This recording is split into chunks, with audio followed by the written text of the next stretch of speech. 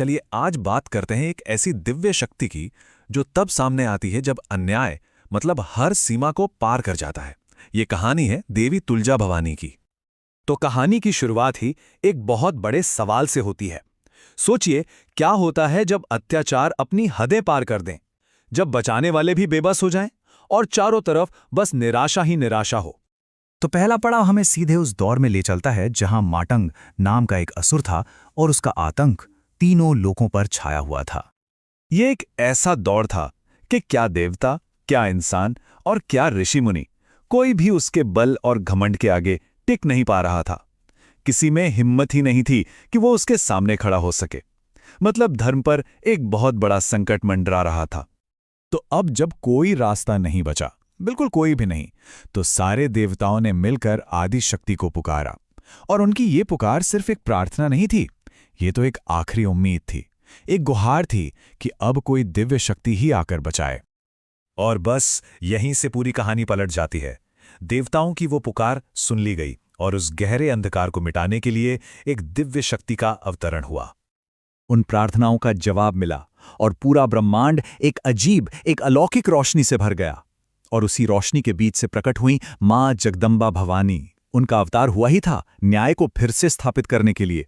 देवी का स्वरूप इतना तेजस्वी था, उनकी 8 शक्तिशाली भुजाएं थीं, जिनमें त्रिशूल और खड़ग जैसे विनाशक हथियार थे। लेकिन इन सब में सबसे खास, सबसे अलग जो अस्त्र था वो था तुला, और यही उनके अवतार के असली मकसद का प्रतीक था। और पता है, इसी तुला से ही उनका नाम पड़ा तुलजा। देखिए, तुला मतलब जो न्याय को तौलती है और अजा मतलब जो हमेशा से है। तो उनका नाम ही सब कुछ बता देता है, वो शक्ति जो धर्म और अधर्म के बीच संतुलन बनाती है। तो देवी के अवतार लेते ही उस महायुद्ध की जमीन तैयार हो गई। एक ऐसा युद्ध जिसका नतीजा तीनों लोकों का भविष्य लिखने वाला था। अब देखिए, एक तरफ था माटंग का घमंड, जो चिल्ला चिल्ला कर कह रहा था कि मुझे कोई मार ही नहीं सकता, और दूसरी तरफ थी देवी भवानी, जिनकी आंखों की चमक ही उनकी बेहिसाब शक्ति का सबूत थी। तो ये लड़ाई सिर्फ 2 योद्धाओं की नहीं थी, ये तो अहंकार और न्याय के बीच का महायुद्ध था। और फिर वो महायुद्ध शुरू हुआ, एक ऐसा टकराव कि पूरा ब्रह्मांड हिल गया। अस्त्र शस्त्रों की टक्कर से पहाड़ गूंज उठे। हर तरफ से बिजली कड़कने जैसी गरजने की आवाजें आ रही थीं, और पूरा आसमान जैसे आग की लपटों में घिर गया था। ऐसा लग रहा था मानो प्रलय आ गया हो। और आखिर में देवी ने अपने उसी खास दिव्य अस्त्र तुला से माटंग का अंत कर दिया। न्याय के तराजू ने अपना फैसला सुना दिया था, और तीनों लोग एक बार फिर डर से आजाद हो गए थे। लेकिन रुकिए, ये कहानी सिर्फ एक असुर के मारे जाने पर खत्म नहीं होती, बिल्कुल नहीं। इस जीत की जो विरासत है वो तो आज भी हमारे साथ है।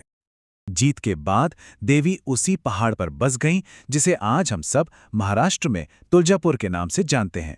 और यही जगह आगे चलकर एक बहुत बड़ा, एक जागृत शक्तिपीठ बनी।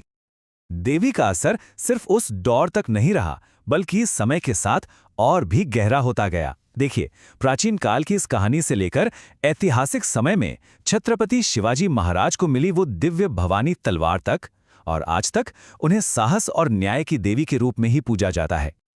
और इसी दिव्य कनेक्शन से वो मशहूर नारा निकला जिसने देवी को शक्ति और प्रेरणा का एक कभी ना खत्म होने वाला स्रोत बना दिया। जय भवानी, जय शिवाजी। ये सिर्फ एक नारा नहीं रहा, ये तो दिव्य आशीर्वाद का प्रतीक बन गया। तो सवाल ये उठता है कि आखिर में ये पूरी कहानी आज के समय में क्या मायने रखती है? हमें इससे क्या सीख मिलती है? आज भी भक्त उन्हें वीरता की देवी मानते हैं, न्याय की देवी मानते हैं, और हर मुश्किल से बचाने वाली मां के रूप में पूछते हैं। और उनकी कहानी बार बार हमें यही याद दिलाती है कि अन्याय देखने में कितना भी ताकतवर क्यों न लगे, जीत हमेशा सच्चाई और न्याय की ही होती है।